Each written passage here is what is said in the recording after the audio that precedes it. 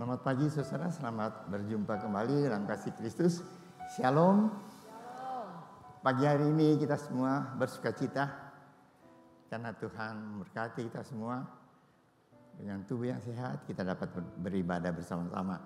Mari saudara, kita akan mulai ibadah kita pagi hari ini dengan doa.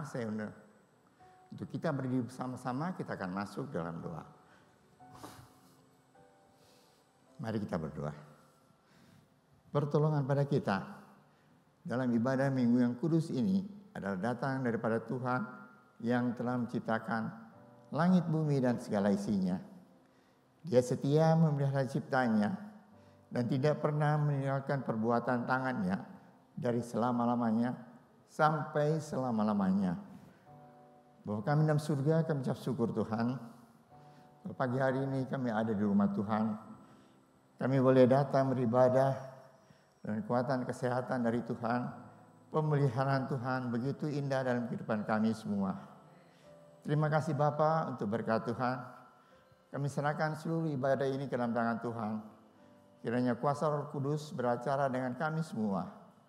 Setiap pujian penyembahan yang kami naikkan dan firman Tuhan yang akan kami dengar Tuhan, merupakan pesan-pesan Tuhan bagi kami semua. Semuanya itu boleh membawa kami hidup lebih dekat pada Tuhan, hidup mengasihi Tuhan, dan menjadi berkat bagi sesama. Terima kasih Bapa untuk berkat Tuhan. Kami berdoa Tuhan untuk seluruh hamba Tuhan yang melayani Tuhan, baik para aser, kolektan, pemain musik, WL Singer, tim AVD, dan juga hamba Tuhan yang memberitakan firman Allah, urapi dengan urapan khusus dari surga. Juga Tuhan, sebentar kami akan menerima juga sakramen perjamuan kudus. Mari Tuhan, supaya kami semua boleh makin yakin, makin mengasihi Tuhan. Karena kasih karunia Tuhan begitu besar dalam kehidupan kami semua. Engkau telah menyelamatkan kami dari hukuman yang kekal dan mendapat hidup yang kekal di dalam Tuhan. Terima kasih Bapa. Kami serahkan saudara-saudara kami dalam perjalanan. Engkau hentar mereka semua Tuhan. Tibakan tempat ini, kumpulkan kami bersama. Berkati kami bersama-sama. Terima kasih Bapa. Hanya dalam nama Tuhan Yesus Kristus kami sudah berdoa dan mengucap syukur. Mari kita semua yang mengasihi Tuhan sama-sama katakan amin. Puji Tuhan. Shalom jemaat Tuhan yang ada di Gereja Rehoboth dan juga dimanapun berada, kita bersuka cita pada saat pagi hari ini. Berapa banyak kita bersuka cita, haleluya. Kita lambaikan tangan, haleluya. Kita angkat pujian mengatakan, apa yang tak pernah dilihat oleh mata, apa yang tidak pernah didengar oleh telinga, Tuhan sediakan bagi kita semua. Amin, haleluya.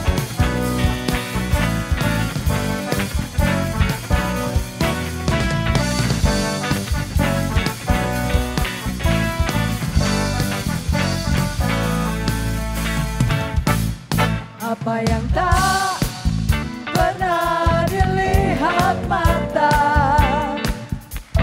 yang tak pernah didengar telinga, amin. Yang tak pernah timbul di dalam hati, semua disediakannya bagi yang mengasihi Dia.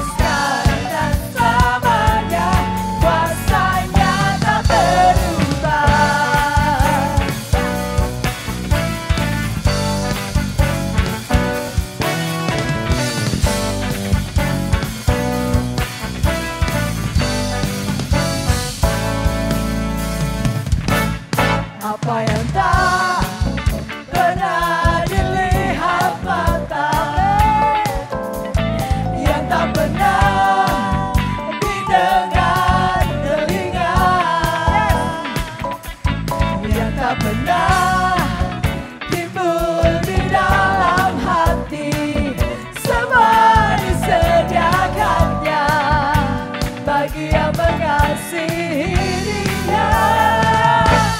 Allah sanggup melakukan segala perkara, dulu, sekarang dan selamanya. Kuasanya tidak berubah. Allah sanggup melakukan segala perkara, dulu, sekarang dan selamanya. Kuasanya tak berubah. Kasihnya begitu besar, amin. Dia luar biasa, Dia Allah yang perkasa. Segala perkara dapat kita tanggung di dalam Dia.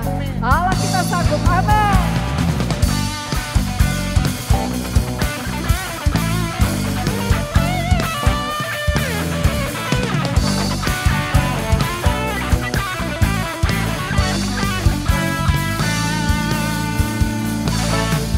Allah sanggup melakukan segala perkara, dulu, sekarang dan selamanya. Kuasanya tidak berubah. Allah sanggup melakukan segala perkara, dulu, sekarang dan selamanya. Kuasanya tak berubah. Allah sanggup melakukan segala perkara, dulu, sekarang dan selamanya. Kuasanya tidak berubah. Allah sanggup melakukan segala perkara, dulu, sekarang dan selamanya. Kuasanya tak berubah. Dulu, sekarang dan selamanya.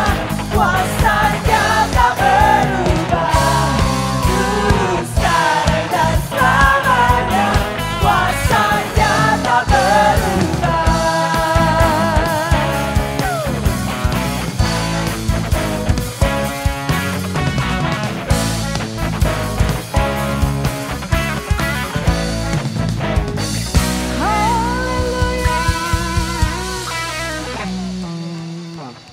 Kuasanya tak pernah berubah, amin saudara. Dulu, sekarang, dan selama-lamanya. Mari kita mau naikkan ucapan syukur kita yang terbaik buat Tuhan Allah kita, come on. Kita mau tepuk tangan sama-sama ya, yuk. Hey, bareng-bareng yuk semua.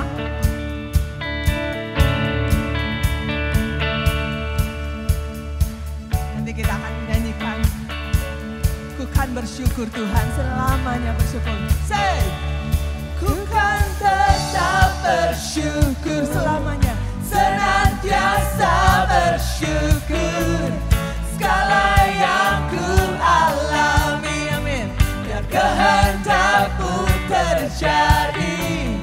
Ku mau tetap bersyukur, senantiasa bersyukur. Hatiku kan bersuka, sebab hari ini hari yang terbaik.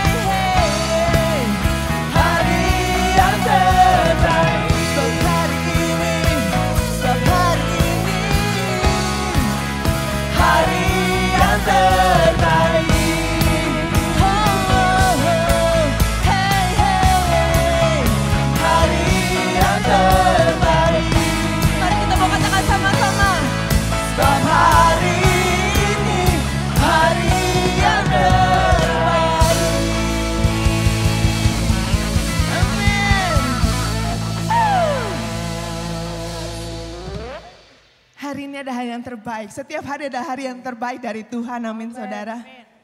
Dia Allah yang tahu masa lalu kita, dia yang tahu masa ini. Dan dia yang selalu tahu masa depan kita.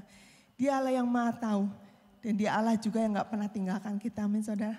Dia Allah yang selalu ada di setiap musim kehidupan kita. Amin.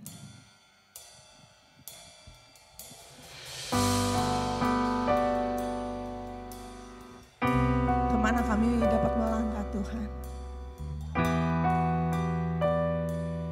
Karena Engkau selalu memegang tangan kami. Waktu kami mau menjauh, Engkau tarik kami. Karena Engkau sayang sama kami Tuhan. Amin.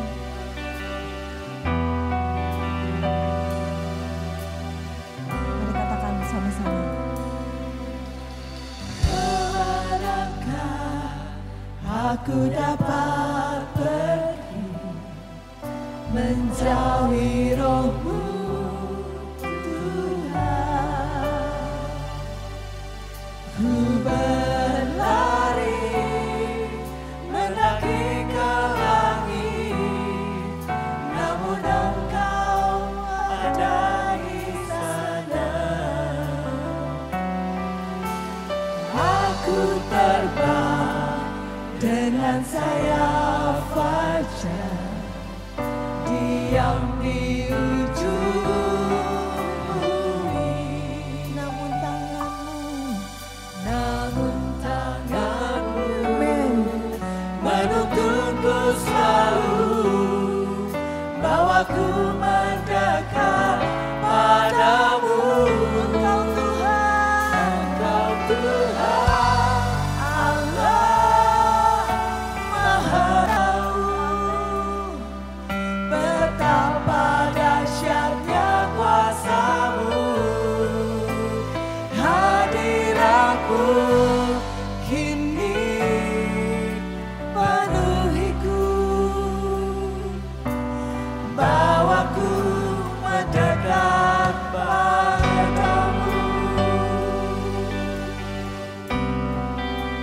Mari kita bersama-sama katakan, kemanakah aku dapat pergi menjauhi Roh-Mu Tuhan.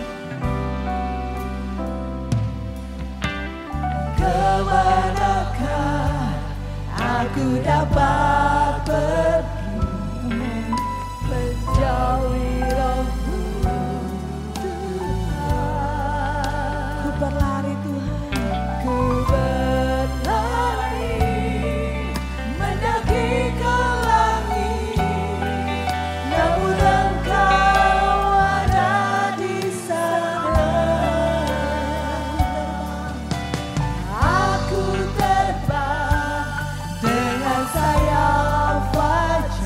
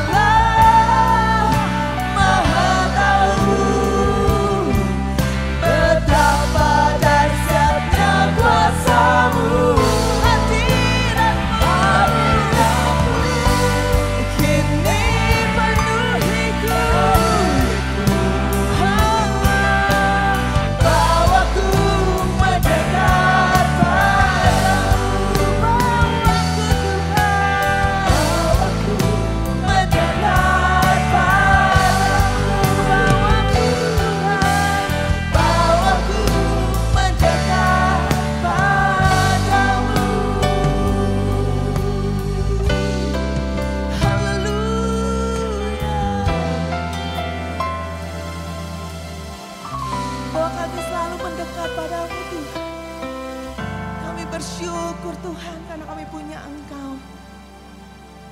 Kami bersyukur karena kami tahu kami punya Allah yang hidup. Kami tahu Allah yang mengetahui semua segi kehidupan kami. Dan Allah yang akan selalu pegang semua musim kehidupan kami. Dan kami mau menaikkan persembahan kami, pujian kami hanya kepadamu Tuhan. Mari katakan. Kau ku sembah.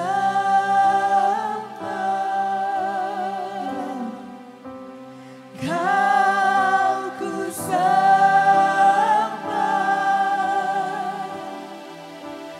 Kau ku sembah.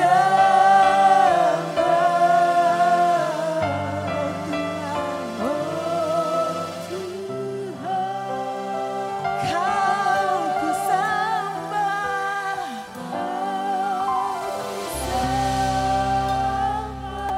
Kami naikkan syukurku, Kau ku sembah. Haleluya. Kau ku sembah, oh Tuhan. Amin, haleluya. Dan Kau ku sembah, Kau ku sembah.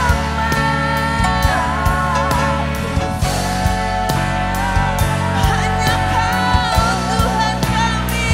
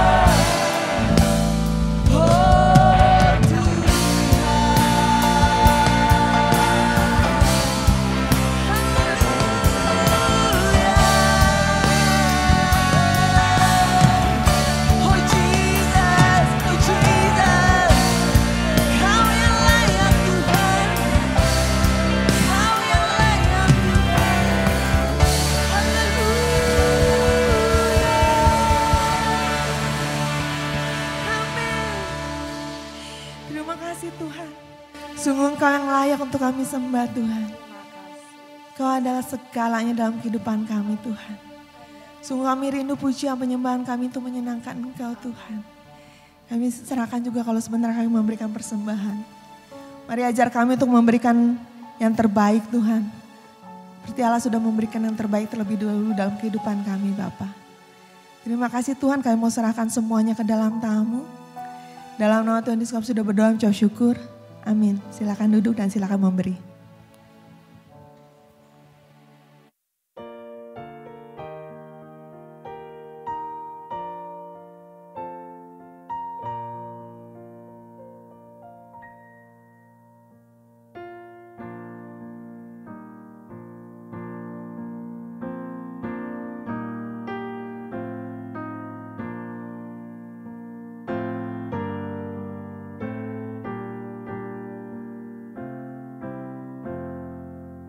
Shalom. Sebelum kita mendengar firman Tuhan, pada hari ini Bapak Gembala yang kita cintai tepat ya, dalam usia 78 tahun ya. Tuhan telah menyatakan berkat-Nya, kesehatan dan hikmat dari Tuhan. Satu hal yang beliau minta adalah hadiah doa-doa saudara ya, supaya beliau tetap sehat, tetap Tuhan memberikan hikmat, karunia pengembalaan terus ya, sehingga kita merasakan bimbingannya, penyertaannya yang luar biasa ya. Nanti saya minta Bapak dan Ibu Gembala dan saya minta juga para hamba-hamba Tuhan maju ke depan ya, mendoakannya ya.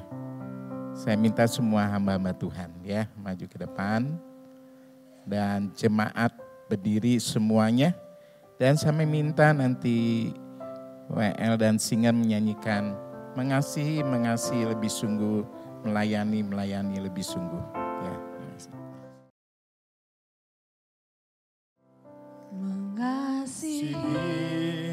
Mengasihi lebih sungguh.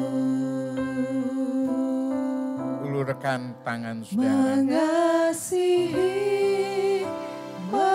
Kita mengasihi Bapak dan Ibu Gembala. Tuhan telah menyertainya dalam perjalanannya ya Bapak. 78 tahun. Tuhan mengasihinya dengan luar biasa. Mengasihi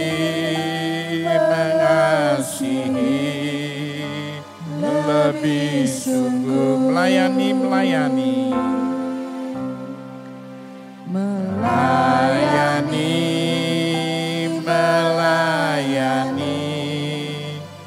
lebih Tuhan. Terima kasih.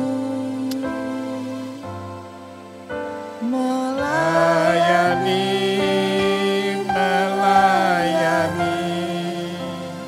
lebih sungguh.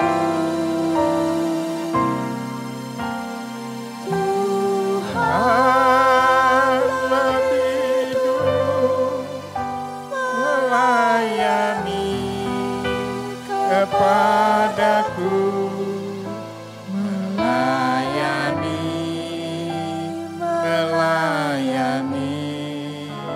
lebih sungguh. Mari kita akan satukan hati kita. Doa kita dari dasar hati kita sebagai bukti kita mengasihi Bapak Gembala dan Ibu Gembala. Di mana pada hari ini 78 tahun Tuhan selalu menyertai. Tuhan telah memanggilnya. Tuhan yang selalu melayaninya dengan luar biasa. Oleh karena itu mari kita satukan hati kita, doa kita yang tulus di hadapan Tuhan. Ulurkan kedua tangan saudara. Kita akan sama-sama berdoa. Bapa kami dalam surga, di dalam nama anak-Mu yang tunggal Yesus Kristus, kami bersyukur ya Tuhan. Tuhan telah menyertai Bapak Gembala yang kami kasihi 78 tahun. Tuhan telah menyatakan panggilannya. Tuhan telah menyatakan kasih-Nya, kemurahan-Nya yang luar biasa, kasih karunia-Nya. Bapa dalam surga, maka kami hamba-hamba-Mu beserta dengan jemaat semua dengan sehati berdoa. Biarlah Tuhan nyatakan ya Tuhan, berkat-Mu yang luar biasa itu kesehatan yang dari Tuhan. Mereka diberi kesehatan yang prima. Mereka diberikan nikmat marifat Allah. Mereka diberikan ya Tuhan karunia pengembalaan. Karena kami masih membutuhkannya. Biarlah kasih karunia Allah nyata di dalam kehidupannya. Bapa dalam surga, kami berdoa ya Tuhan. Tuhan memberkati ya Tuhan. Semua anak mantu cucunya Karena kami percaya orang benar, anak cucunya tidak akan meminta-minta, tetapi menjadi berkat. Kami memuji Tuhan, Tuhanku luar biasa. Biarlah Tuhan menyatakan berkat-Mu. Kami berdoa di dalam nama Bapa, Anak dan Roh Kudus. Nyatakan hikmat Allah turun ya Bapa. Kebenaran-kebenaran Allah yang baru turun. Sehingga kami mendapatkan berkat sidang jemaat-Mu. Kami percaya Roh Kudus menyertainya. Karunia Roh Kudus memenuhinya. Kami berdoa dengan sehati. Di dalam nama Yesus kami berdoa. Amin. Silakan.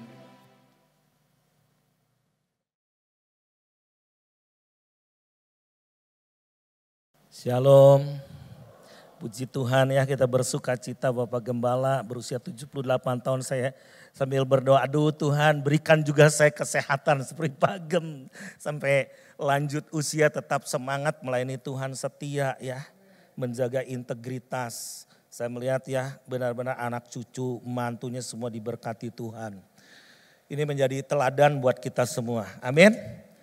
Nah, pada pagi hari ini yuk kita berdoa sekali lagi untuk kita bisa mendengar sebagian daripada firman Tuhan. Mari kita berdoa.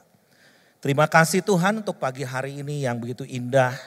Kami tetap beribadah setia kepada Tuhan. Karena Engkau Tuhan yang luar biasa, Tuhan yang maha hadir. Kami patut Tuhan untuk menyembah Engkau senantiasa dan berkomitmen untuk melayani Engkau. Menyembah Engkau, beribadah kepada Engkau Tuhan. Urapi hamba-Mu, urapi kami semua. Berbicaralah, kami siap mendengar dan melakukan firman-Mu. Di dalam nama Yesus. Yang siap katakan, amin. Puji Tuhan. Nah, pagi hari ini saya diberikan tema dengan yang sangat spesifik, yaitu Allah Maha Hadir. Ya. Nah, perlu pemahaman, ini sesuatu yang penting bahwa Allah kita ini berbeda dengan Allah agama lain ya. Karena seringkali localize itu hanya teritori saja Tuhannya. Tapi kalau kita melihat Tuhan kita adalah Maha Hadir. Ya, katakan Allah Maha Hadir. Wah, luar biasa. Nah, oke. Nah, kita lihat di sini. Oke. Nah, dia hadir dalam berbagai situasi. Ya, dalam berbagai keadaan. Kalau kita lihat bumi ini sekarang, dunia khususnya sedang bergejolak. Dunia itu disebut kosmos, ya. Jadi Tuhan tuh mengasihi dunia ini. Nah, kita lihat kegoncangan sedang terjadi luar biasa ya. Saya ini baru pulang dari Israel, jadi masih jet lag nih sebetulnya. Baru 2 hari. Nah, untuk merayakan hari raya Pondok Daun. Ya, Pondok Daun. Jadi ada replacement teologi karena memang kekristenan kita berasal dari barat. Apa itu hari raya Pondok Daun? Saya selama 7 hari saya ada di Israel. Aman? Enggak aman. Perang. Nah, tetapi 7 hari itu kita berkumpul 54 negara dan pakai online puluhan negara. Dan untuk ngapain sih? Perayaan apa nih? Nah, hari raya Pondok Daun itu adalah hari perayaan berkemah di mana bangsa Israel itu, dan saya melihat orang-orang Kristen di sana juga lakukan hal ini. Di halaman rumahnya membuat pondok dari daun, atapnya dari daun. Nah, jadi setiap laki-laki Yahudi yang tinggal dalam jarak 20 mil ya dari Yerusalem diharuskan membangun tenda kecil yang terbuat dari ranting-ranting dan tinggal di dalam selama 7 hari. Untuk mengenang bagaimana orang Israel tinggal di tenda-tenda setelah keluaran. Ya, ketika keluar dari Mesir dan keluar dari padang gurun. Jadi bangsa Yahudi itu, umat Yahudi, umat pilihan Tuhan itu merayakan hari raya Pondok Daun. Nah, di dalam kitab Imamat 23 ayat 41, mulai dari ayat 41 sampai 43, saya bacakan ya. Kamu harus merayakan sebagai perayaan bagi Tuhan 7 hari lamanya. Dalam setahun itulah suatu ketetapan untuk selama-lamanya bagimu turun-temurun. Dalam bulan yang ke-7 kamu harus merayakannya. Di dalam pondok-pondok daun kamu harus tinggal 7 hari lamanya. Setiap orang asli di Israel haruslah tinggal di dalam pondok-pondok daun. Supaya diketahui oleh keturunanmu bahwa aku telah menyuruh orang Israel tinggal dalam pondok-pondok selama aku menuntun mereka sesudah keluar dari tanah Mesir. Akulah Tuhan Allahmu. Jadi bagi mereka 1 minggu kemarin adalah the season of joy. Ya, berhenti dari perang juga. Makanya saya buru-buru pulang tuh 2 hari yang lalu. Karena setelah Sukot, wah mereka mau total war. Yaitu mau perang habis-habisan, dan benar dari semalam itu nyerang Iran. Ya, nah bagaimana kalau Iran itu bisa juga membalas pakai senjata nuklir? Wah, ini sih ya, saya melihat bahwa keadaan zaman ini sudah benar-benar kita ada di ujungnya nih. Ya, jadi kita harus bisa mengerti bagaimana kedatangan Tuhan itu sudah sangat super dekat. Sangat-sangat super, saya ngomongnya gitu. Super dekat ya kedatangan Tuhan ini. Nah, apakah Yesus merayakan hari raya Pondok Daun? Itu ada di dalam firman Tuhan di dalam Yohanes 7 ayat yang kedua dan ketiga. Ketika itu sudah dekat hari raya orang Yahudi, yaitu hari raya Pondok Daun, maka kata saudara-saudara Yesus kepadanya, berangkatlah dari sini dan pergi ke Yudea supaya murid-muridmu juga melihat perbuatan-perbuatan yang engkau lakukan. Jadi mengenang perbuatan-perbuatan Tuhan. Nah, tujuannya apa sih? Supaya mereka membangun pondok daun ini supaya Tuhan hadir di pondoknya. Tuhan hadir di rumahnya di situ bersama dengan mereka. Ya. Nah, saya bersyukur selama 7 hari di sana, saya juga salah satu pembicara dari berbagai bangsa-bangsa di dunia. Ya, untuk benar-benar ini satu pengalaman bagi saya yang ya saya sih sering ke Israel, tahun ini aja udah ke-4 kali gitu ya. Untuk melakukan perjalanan misi sebetulnya. Tetapi kali ini benar-benar kita merasakan kebersamaan dan di mana Tuhan itu sedang menuntun semua bangsa untuk melihat di Yerusalem bahwa ini situasi udah keadaan dunia seperti ini. Karena Yerusalem itu potretnya dunia. Apa yang terjadi di sana akan terjadi efeknya ke Indonesia sekalipun. Kemana-mana ke seluruh dunia. Nah, kita lihat di sini.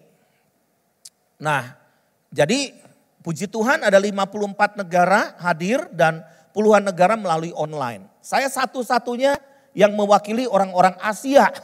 Semuanya dari barat banyakan. Dan Afrika ada juga, dari Brasil. Nah, tetapi saya melihat kok orang Asia cuman saya sendiri. Ya, untuk mewakili. Dan memang konteks budaya, kultur budaya dan adat istiadat itu berbeda ya.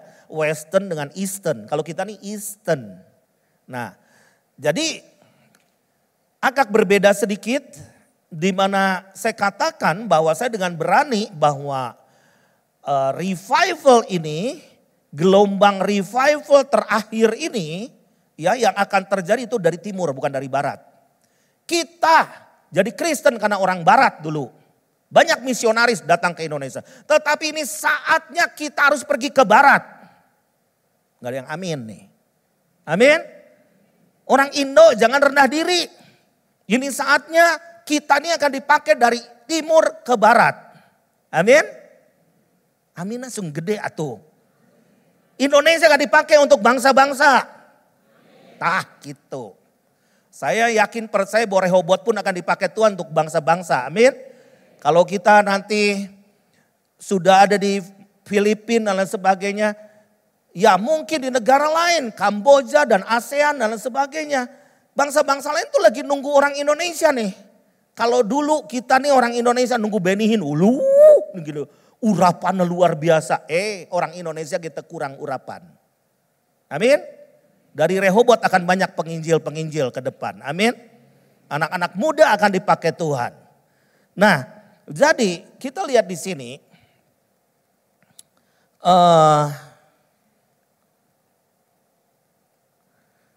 Tapi kalau kita lihat dalam konteks ini, di dalam Yohanes 1 ayat 14. Tuhan itu enggak ada di pondok. Hanya di pondok daun itu, tetapi di mana? Ada di dalam firman itu telah menjadi manusia. Dan diam di antara kita. Yuk baca ayatnya di sini. 1, 2, 3. Firman itu telah menjadi manusia dan diam di antara kita. Dan kita telah melihat kemuliaannya, yaitu kemuliaan yang diberikan kepadanya sebagai anak tunggal Bapa, penuh kasih karunia dan kebenaran. Kalau Tuhan gak hadir kayak gimana? Stres, hopelessness, tidak ada harapan. Kalau Tuhan gak hadir di rumah kita, kayak gimana rumah kita? Gak ada harapan. Sekarang di Israel, ya dengan situasi sekarang, 26% penduduk Israel itu mental illness. Mental illness. Jiwanya rada ngaco. Dan khususnya anak-anak remaja pemuda banyakan. Aneh gitu. Karena dengan peristiwa ketika Hamas menyerang Israel tanggal 7 Oktober 2023. Itu kan sadisnya luar biasa. Itu membuat anak-anak muda di sana jadi panik. Kok negara yang kuat dengan teknologi perang yang super nomor 1 di dunia, intelijensinya namanya Mossad itu tertinggi di dunia, kok rapuhnya seperti ini?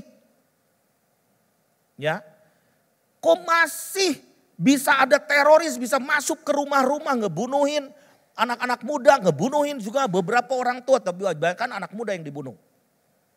Bayi-bayi sekalipun. Dari 26% penduduk Israel yang mental illness ini, setengahnya memiliki mental namanya super panik. Jadi dengar sirine aja udah ketakutan. Ada satu anak berusia, ini anak pendeta nih, kesaksian nih di konferensi itu. Umur 12 tahun tuh anak. Jadi kalau mendengar sirine, padahal sirine itu kan ambulans bisa gitu kan, bukan sirine perang, beda. Kalau sirine perang itu beda. Itu kalau dengar sirine ambulans gitu, dia tuh pegang mamanya erat-erat sampai gemetar gitu. Dan pernah di awal-awal tuh 3 hari 3 malam megang tangan mamanya terus. Sampai ke WC pun pengen ditemenin, gak mau lepas tangan mamanya itu. Nah, kita melihat di sini, kehadiran Tuhan itu akan membawa shalom. Amin. Kita berbicara mengenai shalom. Kita pray for the peace, pray for the shalom of Jerusalem. Ya, itu perintah Tuhan di dalam Mazmur 122. Tetapi saya katakan tidak akan ada shalom kalau tidak melalui Yesus. Karena the Prince of Peace itu, Raja Damai itu ada di dalam nama Yesus. Amin. Jadi yakinkan bahwa kita sebagai orang Kristen enggak sekedar ke gereja, Yesus itu di luar. Dipuji-puji, disembah, dielus-elus supaya tikong tolong, Tuhan tolong ini. Enggak, Yesus itu mau tinggal bersama dengan kita. Dia ada, Allah Immanuel ada di dalam kita. Amin. Jadi kita harus menyadari, mengakui dan menghidupi bahwa dia itu ada di dalam kita. Ketika saya pergi ke Israel, ada satu pendeta dari Singapura telepon saya. Pastor Daniel, are you coming to Israel? Yes, very dangerous you know. Itu sangat berbahaya sekali. Kata saya, lu yang diundang malah. Kenapa lu gak pergi? Wah, no. It is not in good condition gitu kan. Enggak, situasinya gak bagus. Itu very danger. Why you go to Israel? Kata saya, so I like the danger zone. Saya suka daerah bahaya. Kenapa? Karena setidaknya kita doa dengan iman. Karena Tuhan menyertai kita. Amin. Kalau enggak waktunya, enggak bakalan. Benar enggak? Segala sesuatu itu Tuhan izinkan. Amin. Katakan Tuhan izinkan segala sesuatu. Jadi perang ini juga enggak boleh ditengking-tengking. Karena perang ini Gog Magog di dalam Yeskiel 37-38 itu harus terjadi. Emang mau nengking-nengking Iran? Nggak bisa. Memang Iran udah dipakai oleh setan untuk menyerang Israel. Dan Israel itu diserang oleh 7 penjuru sekarang. Tapi herannya kok menang terus. Kenapa? Karena ada janji Tuhan. Allah penjaga Israel. Dan Allah tidak pernah tidur. Siapa yang memberkati akan diberkati. Siapa yang mengutuk akan dikutuk. Nah, tong salah ngomong tadi dia. Kita harus percaya firman Tuhan karena semua media itu bisa bohong, propaganda, bisa politik. Tetapi kita percaya firman Tuhan bahwa kita ini adalah Israelnya rohani. Amin. Jadi kita ini melalui Yesus Kristus keturunan Abraham secara rohani. Dan juga menerima janji-janji Tuhan yaitu berkat Abraham, Ishak, Yakub akan turun kepada kita semua. Amin. Tuh, aing ngomong berkat, amin tarik. Nah, jadi firman itu telah menjadi manusia. Nah, kalau kita lihat di dalam Abraham, ya. Abraham ini di dalam Kejadian 21 ayat 33. Lalu Abraham menanam sebatang pohon tamariska di Beersheba dan memanggil di sana nama Tuhan Allah yang kekal. Allah yang kekal. Kekal itu firm, gak bisa diganggu. Stabil. Nah, siapa Tuhan kita kalau menurut Abraham? Apakah Tuhan itu? Ya sakit, aku penyembuh. Kurang, aku Yehova Rafa. Aku Yehova Jireh. Gitu? Hanya sekedar Tuhan gitu? Enggak. Tuhan mengatakan, aku adalah aku. I am. Aku adalah aku. Aku for everything. What you need. Aku adalah semuanya bagimu. Soal waktu, soal hidup, soal nafas, soal langit, bumi, dan sebagainya. Jadi Abraham ini menanam sebatang pohon tamariska di Beersheba ini ya menurut tradisi katanya pohon ini masih ada, saya lihat itu pohon itu. Tetapi saya nggak yakin juga lah gitu kan. Udah beribu tahun tapi itu dipercayai. It's okay untuk memperingati ya. Tetapi Abraham di sana memanggil di sana nama Tuhan Allah yang kekal. Kalau kita mengerti bahwa kita percaya kepada Allah yang kekal, kita nggak akan main-main. Benar nggak? Kita nggak bakalan pilih-pilih lagi. Karena kita tahu bahwa yang kita kejar adalah kekekalan, bukan yang sementara. Lalu dia juga adalah mengendalikan situasi. Di dalam Keluaran 15 ayat 18, Tuhan memerintah kekal selama-lamanya. Jadi selama-lamanya dan di dalam segala situasi. Nah, diprediksikan nih perang dunia ketiga nih akan jadi nih. Ya, diprediksikan. Karena Cina udah mulai bangkit. Apalagi Indonesia masuk ke BRICS. Nah, gitu ya. Kita lihat Cina udah unjuk gigi. Ya, itu firman Tuhan tuh akurat, super akurat banget. Cuman kan saya bukan seminar akhir zaman kan, saya ulas aja sedikit gitu kan. Gog Magog itu Persia, Iran itu udah bangkit.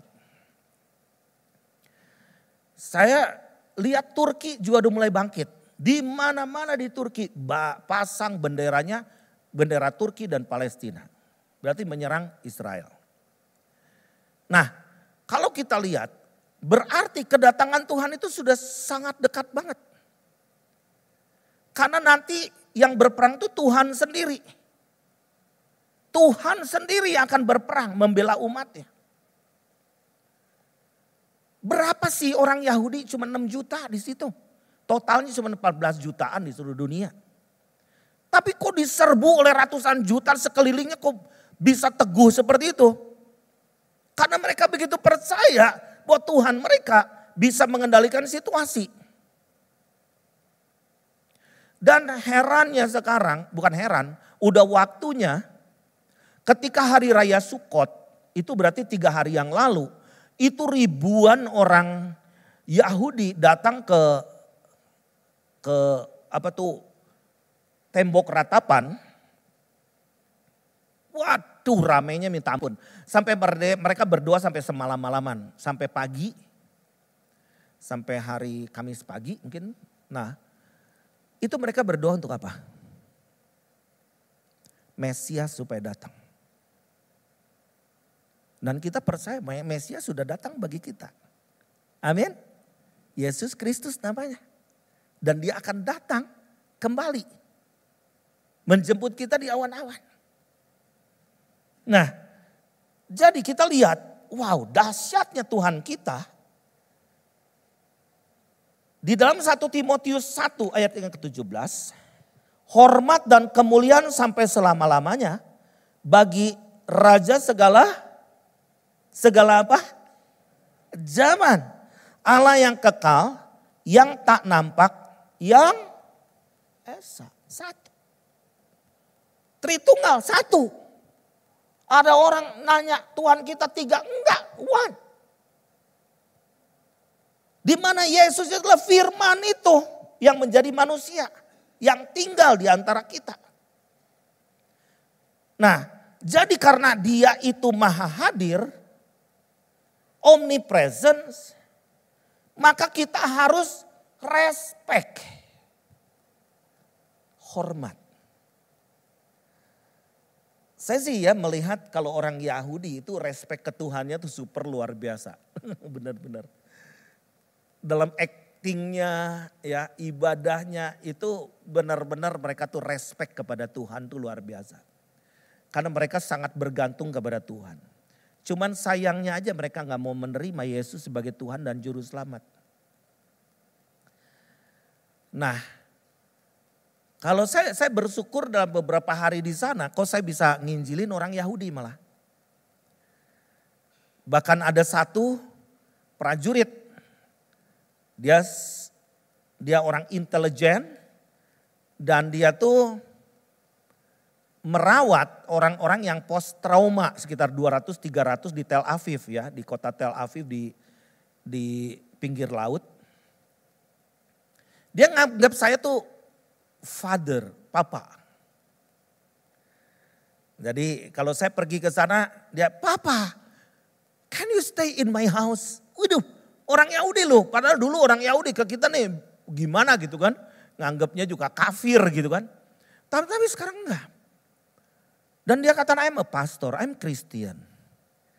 Jadi pelan-pelan mereka tuh menerima kita. Bahkan mereka itu one day akan menerima Yesus sebagai Tuhan dan Juru Selamat.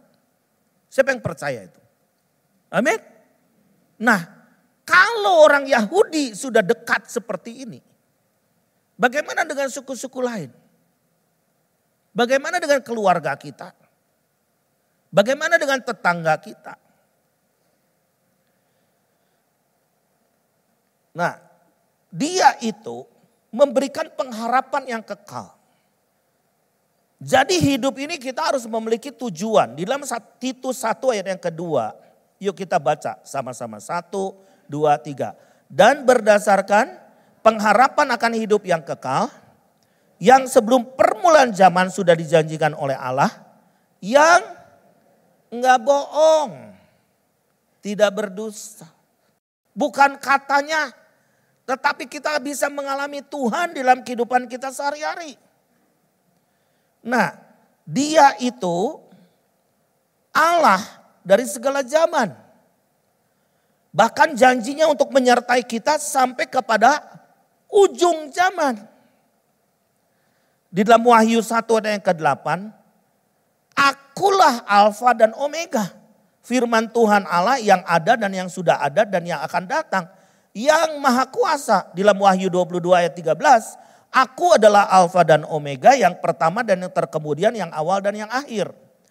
Jadi prinsip kita harus bisa tahu bahwa Allah kita adalah lebih besar daripada tempat. Amin. Lebih besar dari Rehobot ini. Lebih besar dari gedung gereja. Lebih besar dari kota Bandung.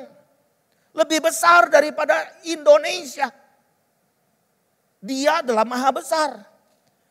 Nah, di dalam 1 Raja-Raja 8 ayat 27 kita baca. 1, 2, 3. Tapi benarkah Allah hendak diam di atas bumi? Sesungguhnya langit, bahkan langit yang mengatasi segala langit pun tidak dapat memuat engkau, terlebih lagi rumah yang kudirikan ini. Bait Allah juga gak cukup. Jadi dia bertahta atas alam semesta ini. Lalu Allah lebih besar daripada semua tempat. Karena dia yang menciptakan dan memenuhi segala sesuatu. Di dalam Yeremia 23 ayat 24 berbunyi, sekiranya ada seseorang menyembunyikan diri dalam tempat persembunyian, maka masakan aku tidak melihat dia, demikianlah firman Tuhan. Tidakkah aku memenuhi langit dan bumi, demikianlah firman Tuhan. He knows everything, dia tahu. Di dalam rumah kita bagaimana, enggak nampil pun dia tahu. Ya, segala sesuatu. Nah, jadi prinsipnya adalah Allah kita ini tidak ada di satu tempat doang. Karena dia ada di mana-mana. Nah, kalau Tuhan ada di sini, Tuhan juga ada di Jakarta. Anak Anda ada di Jakarta, dia ada di sana. Amin. Dan dia bisa lakukan sesuatu di sana. Makanya doa ini penting, senjata buat kita. Kadang kalau kita berdoa di sini sesuatu terjadi di sana. Makanya senjata kita jangan lupa. Doa. Amin. Nah, jadi karena dia itu lebih besar dari semua tempat, karena dia menciptakan serta memenuhi segala tempat, maka Allah tidak bisa tidak ada di satu tempat. Itu di dalam Mazmur 139 ayat 7 sampai 10. Lalu Allah hadir dalam berbagai apa? Situasi keadaan. Di Libanon yang diserang oleh Israel itu 80% Kristen. Ya. Dan jangan dipikir orang Palestina tuh nggak ada yang Kristen, banyak. Orang Arab pun adalah pengikut Kristus pertama. Jadi jangan salah mikir, orang Arab tuh Islam, enggak. Orang Arab tuh yang pertama itu adalah Kristen. Jadi jangan diarabkan, jadi diislamin, salah. Enggak gitu. Nah, jadi kita harus tahu bahwa orang Yahudi itu menolak Yesus sebagai Tuhan dan Juru Selamat. Tapi orang-orang Arab banyak yang percaya kepada Tuhan. Pertumbuhan gereja bukan salah satu, jadi ini ketiga yang tertinggi di dunia. Di mana sekarang? Iran. Lagi perang gitu. Jadi jangan salah mikir bahwa Iran itu setan. Itu Islam gitu. Enggak, ada orang Kristennya di sana.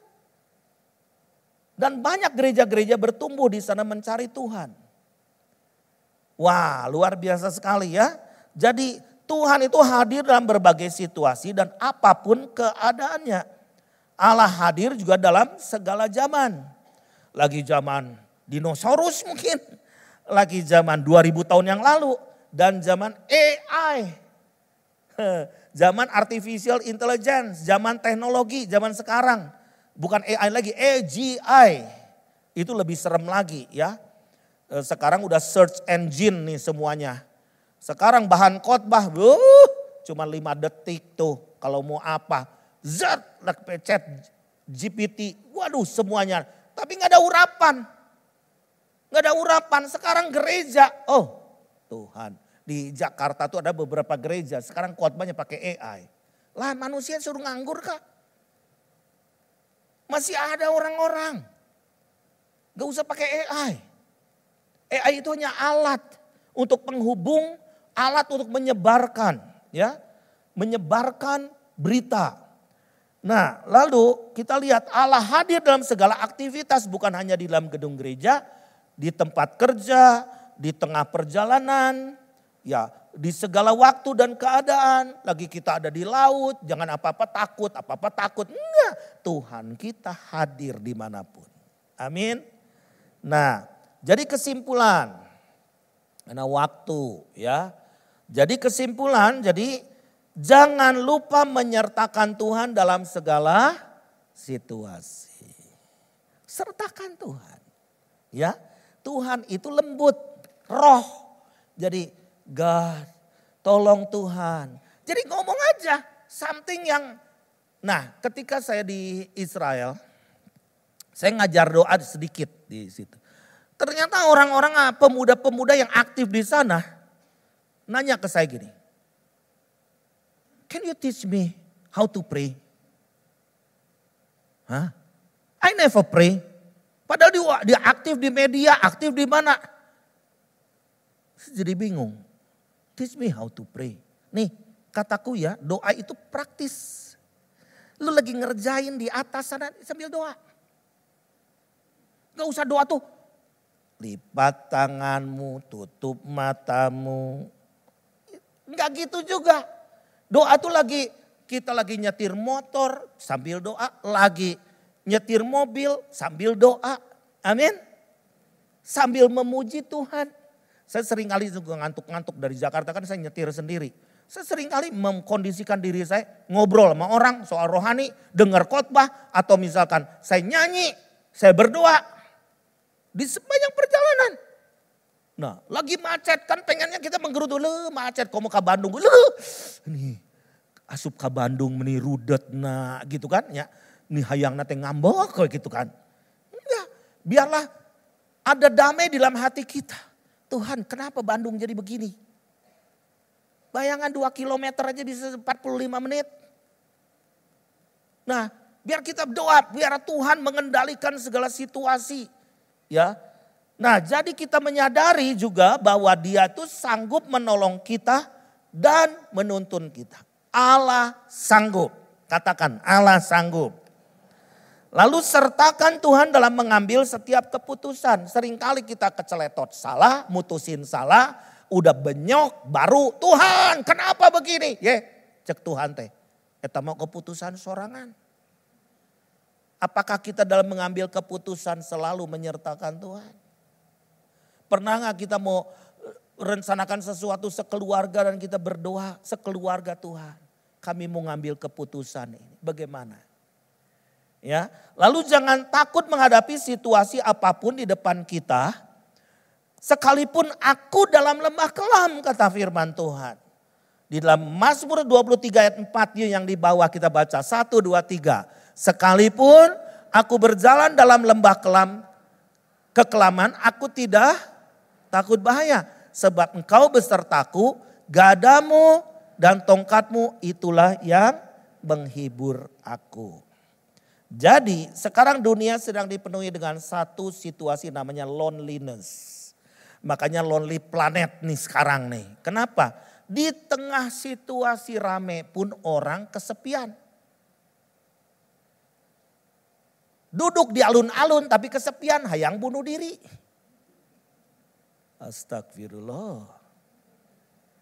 Sekarang saya dapat informasi ya bagaimana ternyata di negara-negara maju seperti Jepang, Singapura itu anak-anak remaja gejala bunuh dirinya meningkat. Pengen bunuh diri, kenapa? Karena loneliness. Salah satunya gadget juga membuat kita lonely. Sendiri terus, tidak ada interaksi. Lama-lama siapa yang nonton TV kagak ada, semua di kamar masing-masing. Lalajo hayang naon lalajo sorangan didinya gitu. Dunia ini tidak ada fellowship, makanya di gereja ini pentingnya juga kita membangun fellowship antara hamba Tuhan, ada fellowship. Kalau kita cuman waduh aturan-aturan terus gimana fellowshipnya? Karena kita nih butuh, kita the people of fellowship, the people of relationship. Nah, bukan the people of politik. Tetapi kita ini perlu, seringkali ya, Bapak Ibu sekalian, kita ini menghadapi orang yang stres gimana gitu. Ada orang yang cutting, anak yang cutting terus pakai silet gitu. Aduh ini tuh kenapa ya? Gimana cara ngobatinnya? Ternyata gak usah dikotbahin.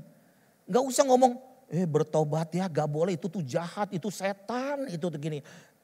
Coba duduk bareng. Bisa gak dengerin dia? Duduk dengerin dia. Apa sih? Udah gitu saya cuma ngomong begitu.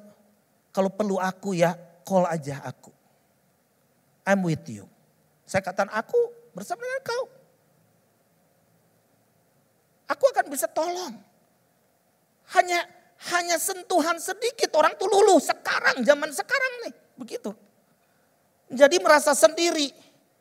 Nah mari kita hadirkan Tuhan. Jangan sekedar tahu Tuhan hadir buat kita sendiri. Nah itu namanya ego. Tuhan tuh hadir buat kita tapi hadir buat orang lain juga. Amin? Amin gak? Jadi bukan untuk kita sendiri. Nah yang punya masalah tuh bukan kita doang. Semua orang juga punya masalah. Jadi hadirkan Tuhan dalam setiap orang. Nah apakah orang itu membutuhkan waktu, membutuhkan perhatian? Orang bingung ketika saya nanti diundang bulan Desember. Istri saya juga nanti ikut di tentara IDF. Waduh, buat saya nih pengalaman yang gak pernah nih. Kata saya, ada orang Kristen gak di sini? No one, tidak ada satupun. Astaga.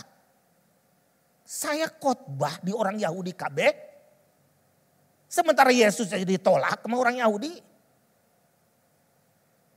Apa sih? Apakah saya paling pinter? Kenapa gak nyuruh orang Amerika yang lebih hebat? Orang Eropa? Karena ada story begini.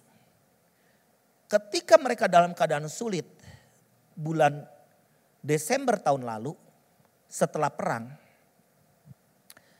saya datang mengunjungi mereka dan saya boroti ke mereka. Pas hari raya Hanukkah itu hari pentahbisan bait suci. Yesus juga ada di situ ketika dia berkata, akulah Mesias. Nah, saya kasih roti dengan tim. Nah, mereka katakan mungkin ini roti terakhir kita makan, setelah itu kita mati. Nah, benar-benar berapa hari kemudian ini anak-anak muda umur 20-an mati di medan perang. Saya aja nangis. Dan foto ini menyebar kemana-mana. Siapa yang kasih roti ini? Ternyata baru ketahuan 2 bulan yang lalu. Teman-teman saya cerita, kami memborot. Ternyata kalian yang bawa roti ini. Hanya dengan roti aja, Injil bisa diberitakan. Jadi, kita lihat di sini terakhir ya. Kenapa begini ya? Presentasi penduduk ini dalam 10 tahun ke belakang ternyata kekristenan itu stagnan. Ini dari bilangan research center. Nah, Sumatera naiknya cuma 0,2%. Sedangkan anak beranak ini kan banyak. Kalimantan cuma 0,3%. Terus Sulawesi, termasuk Manado, flat. 10 tahun. Karena orang Kristen banyakkan untuk diri sendiri, gak pernah nginjil. Gak banyak penambahan orang Kristen. Terus di mana di Jawa itu 2,3% flat.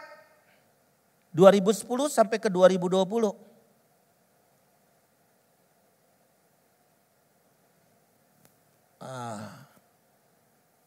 Terus DKI Jakarta naik 1,1%. Tetapi ternyata kenaikan ini bukan pertambahan jiwa, perpindahan gereja. Bukan nyindir-nyinggung. Satu orang tuh bisa ada 2-3 gereja. Tebetah di dia pindah di celokan itu deh. Ini something yang gak sehat kalau menurut saya nih. Kita nih ada untuk menghadirkan Tuhan bukan hanya di dalam diri kita tetapi di dalam diri orang lain. Di Jawa Tengah turun. Ini gak bisa ini ya. Jawa Tengah itu turun. Turun 0,3%. Sementara penduduk udah naik puluhan persen. DI Yogyakarta turun 0,3%. Jawa Barat 1,8. Tetap aja 1,8. Nah mari waktunya Bapak Ibu sekalian. Saya ini sedang ngegerakin gereja-gereja di Indonesia dalam gerakan yang simple aja. P5, apa itu P5? Pray for 5. Dalam 2 bulan ini, cuman yang mau denger aja lah, terserah gitu. Tapi saya kan nebarin jala. Gitu. Jadi berdoa untuk 5 orang. Waduh, saha eta? Tetangga. Siapa? Berdoa aja untuk 5 orang. Setelah itu, 2 bulan kemudian nanti bulan Desember, bulan Januari, datengin orang itu. Atau mau didoain. Terus kalau terima Tuhan, puji Tuhan. Terima Tuhan, Yesus sebagai Tuhan dan Juru Selamat. Cuman berdoa aja untuk 5 orang. Ternyata ini juga butuh mujizat. Karena doa kita tuh banyak. Tuhan, uang kuliahan anak saya, kontrakan Tuhan, pegawaian Tuhan. Nah, itu gak salah. Tapi pernah gak kita sisipin berdoa untuk orang yang belum diselamatkan? Dan lihat berkat Tuhan itu pasti akan dicurahkan. Karena Tuhan gak pernah utang. Amin. Tuhan kita akan melaksanakan keputusan-keputusannya ketika anak-anaknya melakukan tugasnya. Melakukan amanat agungnya.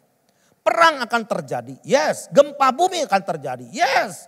Pandemi akan terjadi lagi. Yes. Tetapi itu belum kesudahannya. Di dalam Matius 24 ayat 8. Tetapi kesudahannya dalam Matius 24 ayat 14. Injil kerajaan harus diberitakan di seluruh dunia. Menjadi kesaksian buat semua bangsa. Maka tibalah kesudahannya. Nah kita saksikan satu movie 4 menit ya sebagai closing. Bagaimana movie ini bagus sekali untuk sangat menggugah hati kita semua. Yuk kita saksikan.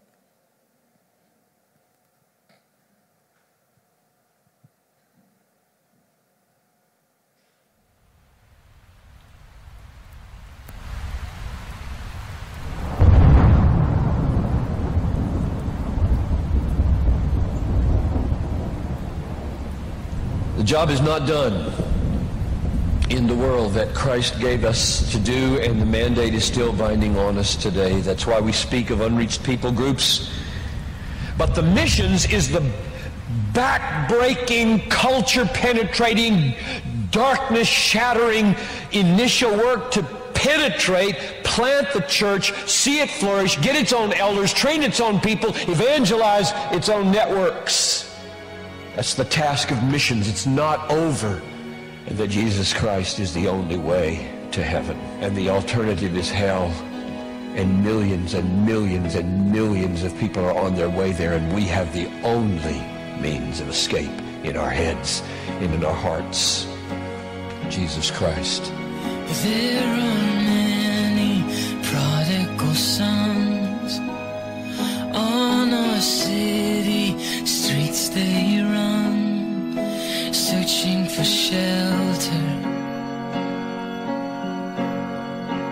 and there are homes broken down.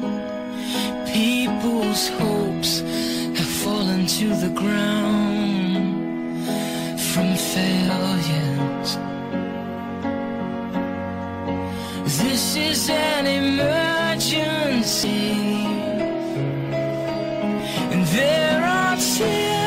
Jadi ada kegerakan di dunia sekarang, seluruh gerakan-gerakan misi di dunia menjadi satu, yaitu menyelesaikan amanat agung tahun 2033. Kenapa 2033? Karena itu 2000 tahun gereja berulang tahun. Nah, bukan berarti bahwa Tuhan datang ya, kita tahu Tuhan datang 2033. Kita nggak ngerti apakah lebih cepat atau lebih lambat. Tetapi tanda-tanda zaman bahwa ini kedatangan Tuhan sudah semakin dekat. Dan gereja harus menyelesaikan amanat agung dengan cara yang praktis. Enggak cara KKR-KKRan dulu kayak zaman dulu. Ada Benny Hinn, ada Billy Graham dan sebagainya. Enggak, setiap orang kudus. Melalui sel-sel grup, melalui Sharon, melalui kita lagi berdagang, kita lagi bekerja, kita menyampaikan kabar baik kepada setiap orang. Kita boleh aktif di gereja, tetapi kita juga harus aktif menginjil. Kita harus memberitakan Injil Kerajaan.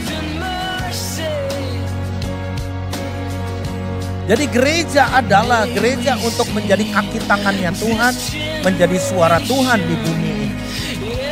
Bukan aktivitas hanya sekedar hari Minggu, tetapi hari Senin sampai ke Senin kembali.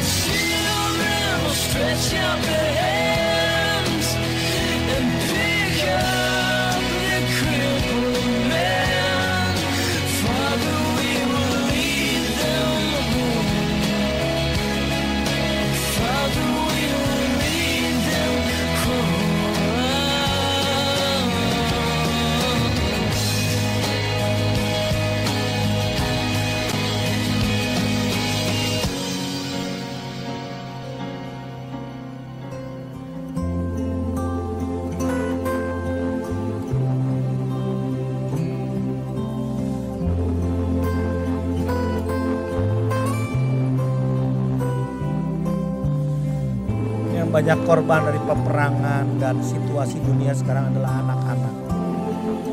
Jadi kami juga di dalam gerakan My Home Indonesia, bagaimana gereja mengadopsi anak-anak yang stunting gitu. Supaya dalam 6 bulan pulih menjadi anak-anak yang sehat. Dan kita adopsi supaya anak-anak itu bisa bergerak, bisa menjadi anak-anak yang rohani. Tetapi mereka kan bisa menjadi penginjil-penginjil. Jadi setiap orang bisa lakukan sesuatu. Ketika Tuhan hadir dalam hidupnya, pasti dia akan menghadirkan Tuhan juga. So count the cost, brothers and sisters. This is not an invitation to. Mari kita berdoa, kita close, kita bangkit berdiri, kita berdoa di hadapan Tuhan. Mari kita katakan, pakai hidupku Tuhan, pakai keluarga, pakai anak-anakku, pakai setiap anak cucu mantu kami semua Tuhan. Untuk kami boleh bergerak seturut kehendak dan rencana Tuhan. Mari kita berdoa. Bapa Sorgawi yang penuh kasih yang kami kenal dalam nama Tuhan Yesus. Kasih-Mu cukup bagi kami Tuhan.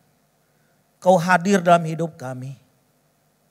Dan Engkau sudah memelihara, menjaga, melindungi, membela kami dalam kehidupan kami setiap hari. Dan kami sudah mendengar firman-Mu Tuhan, bagaimana Engkau mengutus kami ke dunia ini. Seperti seekor domba di tengah-tengah serigala. Tetapi kami tahu satu perkara, bahwa kabar baik itu ada pada kami. Pakai setiap kami Tuhan, untuk kami menjadi orang-orang yang kaya di dalam Tuhan. Orang-orang yang mengalami berkat-berkat Tuhan yang berlimpah-limpah sampai luber keluar. Dan biarlah berkat itu mengalir kepada banyak orang. Banyak tetangga kami masih kekurangan perhatian, tidak memiliki kasih, masih kekurangan dalam mungkin secara materi. Mari Tuhan pakai hidup kami. Kami tahu satu hal Tuhan, Engkau akan bergerak secara dahsyat, luar biasa dalam hidup kami. Bahkan Engkau akan memberi kekuatan kepada kami, damai sejahtera. Kalau ada di antara kami yang sakit saat ini, ada yang sakit, angkat tanganmu tinggi-tinggi dan minta kesehatan daripada Tuhan, kesembuhan daripada Tuhan. Biar mujizat itu terjadi di dalam nama Yesus. Yang sakit Tuhan Engkau sembuhkan, supaya kami dapat melangkah dan menjadi kesaksian buat banyak orang. Terima kasih Tuhan. Kami mau serahkan seluruh doa sembahyang kami ke dalam tangan-Mu di dalam nama Yesus. Yang percaya katakan amin. Tuhan memberkati. Shalom, silakan duduk.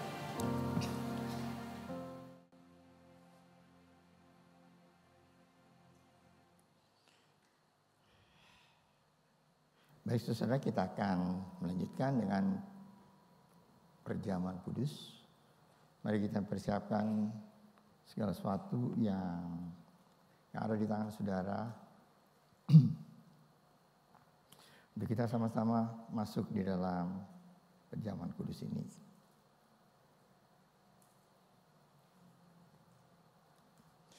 Sebelum kita akan makan dan minum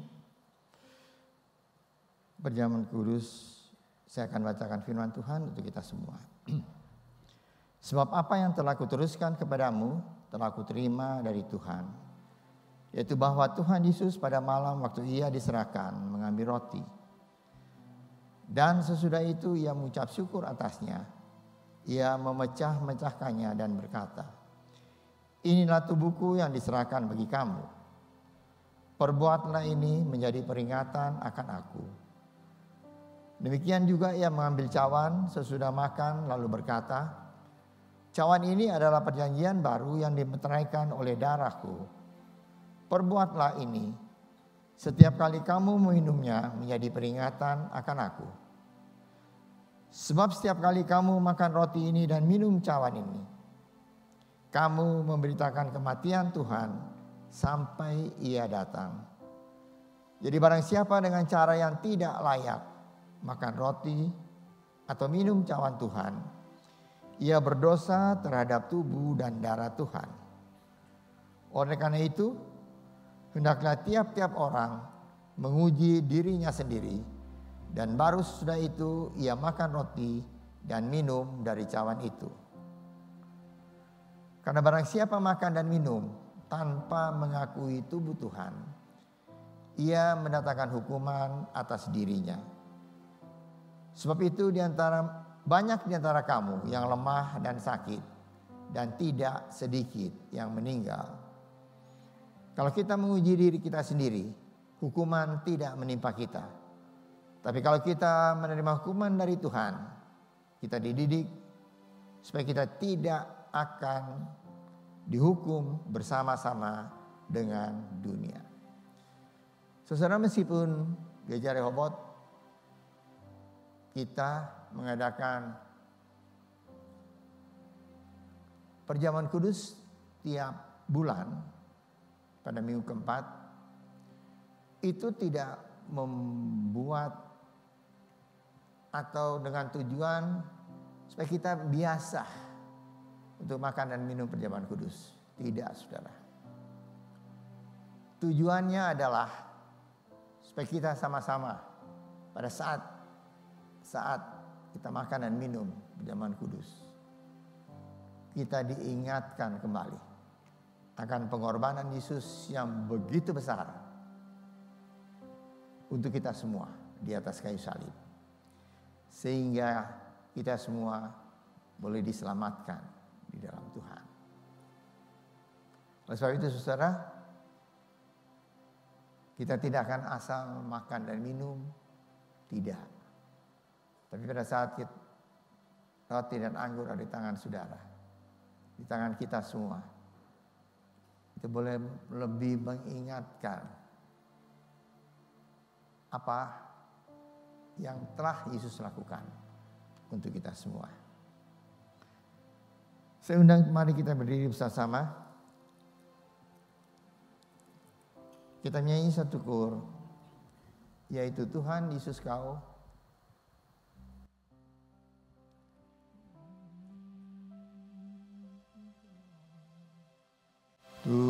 Tuhan Yesus Kau dengan cintanya mati karena dosaku,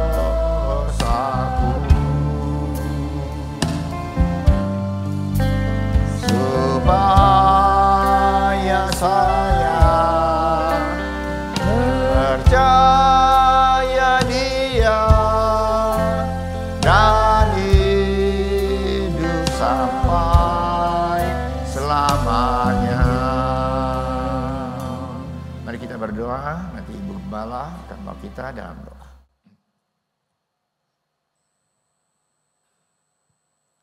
Bapa kami yang kami kenal dan kami sembah di dalam nama Tuhan Yesus, terima kasih Tuhan karena Engkau sudah mengundang kami semua untuk datang di perjamuan Tuhan. Kami boleh memperingati kematian Tuhan Yesus di atas kayu salib dengan memakan roti dan anggur sebagai lambang tubuh Tuhan yang dihancurkan karena menanggung segala dosa kami. Terima kasih Tuhan, kami mau menerima roti dan anggur sebagai lambang dari kasih Tuhan, pengorbanan Tuhan. Tapi sebelum kami menerimanya, kami mau mengaku segala dosa kami. Karena firman Tuhan berkata, jikalau kami mengaku segala dosa kami, maka Engkau adalah Allah yang setia dan adil dan mengampuni segala dosa kami dan menjauhkan kami dari segala kejahatan. Sekali lagi Tuhan, ampuni segala dosa kami, sucikan Tuhan tubuh kami, sehingga pada waktu kami makan dan minum roti dan anggur sebagai lambang tubuh Tuhan yang dihancurkan, maka kami boleh bersatu bersama dengan Tuhan Yesus. Engkau hidup di dalam kami dan kami di dalam Engkau, untuk kami boleh bersaksi di dalam dunia ini. Terima kasih Bapa, hanya dalam nama Tuhan Yesus Kristus kami sudah berdoa dan mengucap syukur. Amin. Mari saudara kita mengangkat roti yang ada di tangan kanan saudara, lebih tinggi dari hidup saudara. Roti ini adalah lambang dari tubuh Tuhan Yesus yang dipecah-pecahkan untuk kita semua. Tubuh Tuhan Yesus hancur di kayu salib, yang menderita, dicemeti, dipukul, diludahi, semuanya diterima karena Dia amat mengasihi saudara dan saya. Yesus yang tidak mengenal dosa telah dibuatnya menjadi dosa karena kita, supaya di dalam Tuhan Yesus kita dibenarkan oleh Allah, kita diselamatkan dan memperoleh hidup yang kekal. Dan oleh bilur-bilurnya segala penyakit kita telah disembuhkan. Dan ketika mereka sedang makan, Yesus mengambil roti, mengucap berkat atasnya, memecah-mecahkannya, lalu memberikannya kepada murid-muridnya dan berkata, ambillah, makanlah, inilah tubuhku yang diserahkan bagi kamu. Perbuatlah ini menjadi peringatan akan aku. Bukankah roti yang kita pecah-pecahkan adalah persekutuan dengan tubuh Kristus?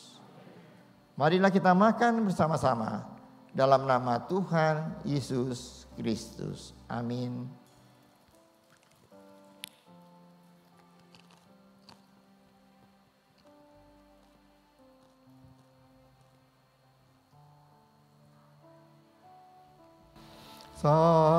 Salibnya, salibnya, selamanya mulia. Dosaku disucikan.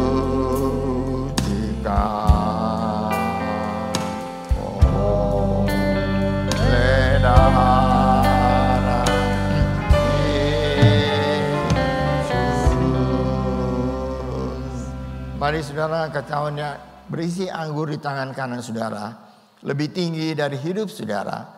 Cawan anggur ini adalah lambang darah Yesus yang tercurah untuk menyucikan segala dosa kita.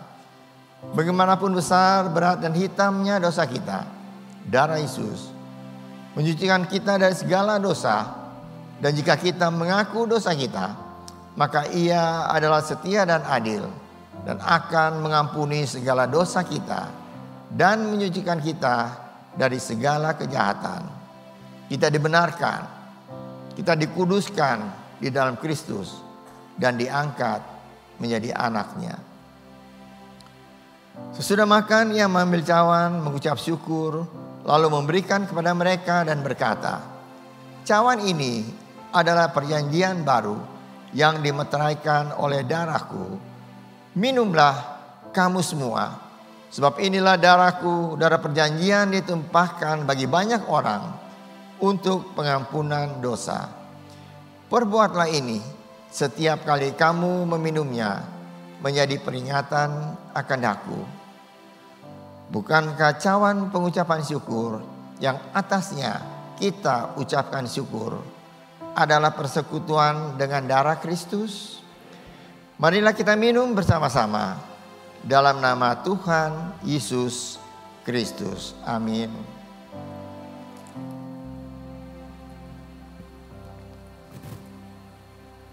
Salibnya,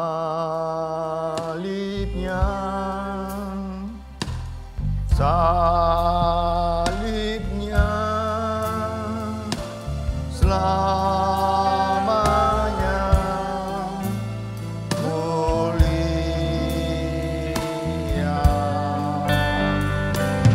Dosaku disucikan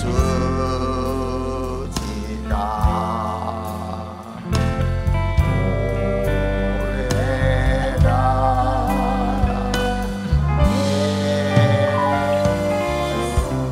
Yesus.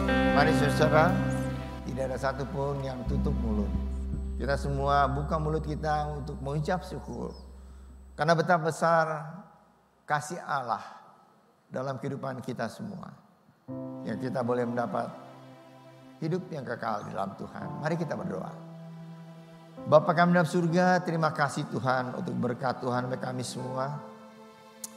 Terima kasih Tuhan, Engkau sudah menyelamatkan kami dari penghukuman yang kekal dan mendapat hidup yang kekal di dalam Tuhan. Siapa kami Tuhan? Kami adalah orang yang tidak berhak.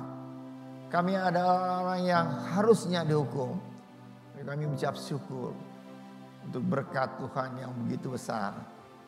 Kami boleh mendapat hidup yang kekal. Kami boleh diselamatkan. Kami boleh dikuduskan dan dimuliakan di dalam Tuhan. Terima kasih Bapa untuk berkat Tuhan bagi kami semua. Roti dan anggur sudah kami makan dan minum. Dan sekarang sudah bersatu di dalam tubuh kami. Dan kami percaya kalau ada kami yang datang dengan sakit penyakit, kami pulang sudah disembuhkan oleh Tuhan.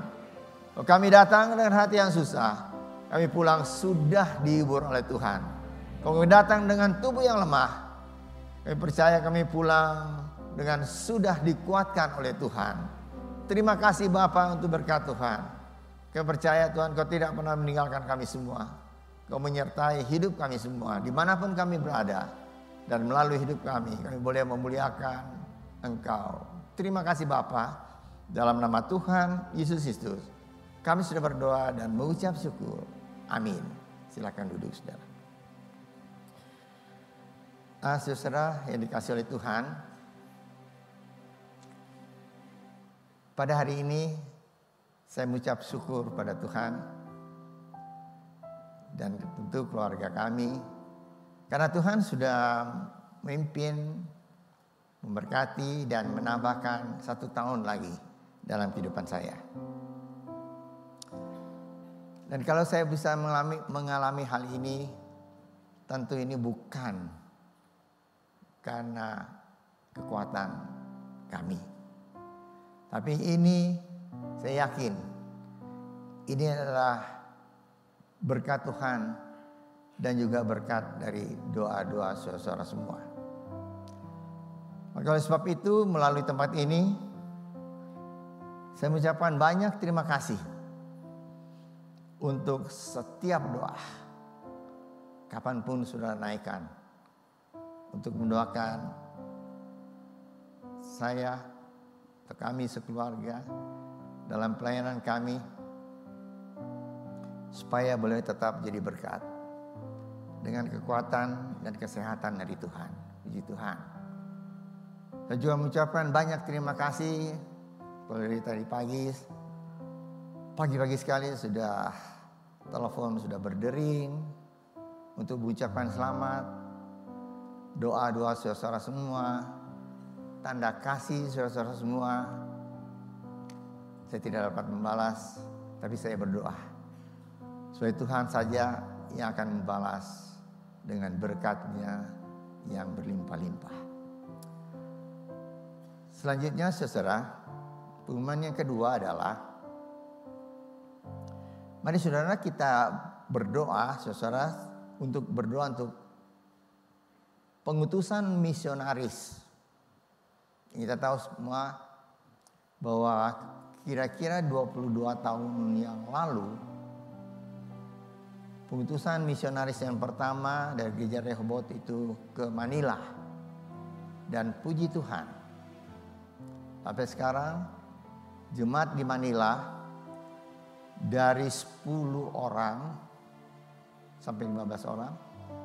Sekarang berkat Tuhan sudah yang berbakti sudah kira-kira 150 orang yang aktif dan 100 orang yang lebih yang tidak aktif. Jadi aktif itu melayani Tuhan, saudara. Puji Tuhan. Dan Gereja Rehoboth mau juga pada tahun ini membuka atau mengirim misionaris ke Kamboja. Kamboja di kota Pol Pot. Di Kamboja itu saudara 98 sehingga 99% itu masyarakat beragama Buddha. Agama Islam 0,3%, agama Kristen 0,2%. Nah, sekarang mungkin saya tanya, kenapa kok ke Pol Pot? Karena setelah diperhatikan dan diselidiki di sana, saudara-saudara, ada orang Indonesia WNI yang ke Kamboja itu sekitar 3 juta orang. Dan di kota Pol Pot itu jumlahnya 2.250.000 orang. Dan di kota Pol Pot sendiri gereja secara oikumene itu baru 1. Dan puji Tuhan, Pendeta Reddy sudah survei ke Pol Pot dan sudah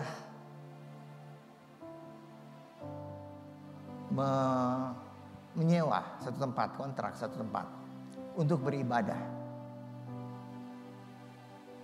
Kita berdoa bersama-sama supaya di Kamboja melalui kota Pol Pot banyak orang yang diselamatkan oleh Tuhan. Ya. Kita berdoa bersama-sama. Dan kalau kita berdoa pasti Tuhan akan bekerja dan makin banyak jiwa yang dimenangkan untuk Tuhan. Terima kasih untuk perhatian saudara. Kita akan berdiri bersama-sama. Kita akan tutup ibadah kita dengan doa. Mari kita berdoa. Bapa kami di surga, terima kasih Tuhan untuk berkat Tuhan untuk kami semua. Makasih Engkau sudah memimpin seluruh ibadah ini dari awal dan selesai dengan berkat Tuhan. Kami sudah memuji Tuhan, menyembah Tuhan. Kami sudah mendengar firman Tuhan dan juga kami sudah bersama-sama menerima sakramen perjamuan kudus. Itu semua boleh mengingatkan kami betapa besar karya Tuhan, kasih karunia Tuhan dalam kehidupan kami semua. Terima kasih Bapak untuk berkat Tuhan. Waktu ini kami juga berdoa untuk pengutusan misionaris ke Kamboja, ke kota Poi Pot. Mari Tuhan Kau sediakan tolong supaya hamba Tuhan yang diutus ke sana, Tuhan silakan pakai untuk menangkan banyak jiwa untuk kerajaan surga di Kamboja sana. Terima kasih Bapak. Kami berdoa untuk saudara yang sudah memberikan persembahan dan memberikan perpuluhan yang Tuhan punya. Ajar Pak kami untuk memberikan yang terbaik. Karena Tuhan sudah memberikan yang terbaik bagi kami semua. Yaitu kehidupan yang kekal dalam Tuhan. Terima kasih Bapak. Kami akan masuk minggu yang baru berjalan bersama dengan Tuhan. Kami percaya kami tidak berjalan sendiri. Tapi Engkau menyertai kami semua. Dimanapun kami berada. Baik kami pribadi, keluarga kami. Usaha kami, pekerjaan kami. Pendidikan anak-anak kami semua. Terima kasih Bapak. Percaya Engkau sudah mendengar doa kami, ucapan syukur kami ini. Kami naikkan dalam nama Tuhan Yesus Kristus yang menjadi juru selamat kami yang hidup. Saudara yang dikasih oleh Tuhan, angkatlah tangan saudara untuk menerima berkat Allah. Arahkan hati saudara kepada Tuhan dan hadiratnya. Maka berkat Allah memenuhi hidup saudara. Amin. Berkat Allah memenuhi keluarga saudara. Amin. Berkat Allah memenuhi pekerjaan saudara. Amin. Berkat Allah memenuhi kesehatan saudara. Amin. Dan jadilah berkat dimanapun saudara berada. Amin. Saudara terimalah berkat dari Allah Bapa, kasih karunia dan damai sejahtera dari Tuhan Yesus Kristus dan persekutuan Allah Kudus menyertai saudara sekalian mulai hari ini sehingga Maranatha, Tuhan Yesus datang kembali. Amin. Bapa